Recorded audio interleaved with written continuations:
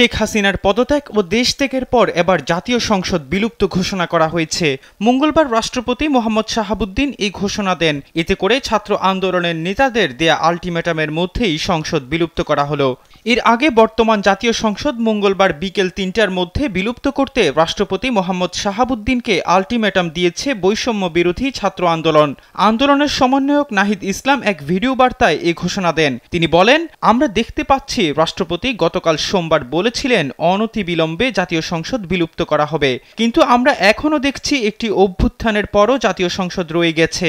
সেলফিন অ্যাপে দেশ বিদেশের যে কোনো জায়গা থেকে অ্যাকাউন্ট খুলতে পারবেন কোনো ঝামেলা ছাড়াই। সেলফিন, আগামীর ব্যাংকিং। তাই আমরা ঘোষণা করছি দুপুর ৩টার মধ্যে এই জাতীয় সংসদের বিলুপ্তি ঘোষণা করতে হবে। যদি ৩টার মধ্যে এই ঘোষণা না আসে তবে আমরা কঠোর কর্মসূচি দিতে বাধ্য থাকব।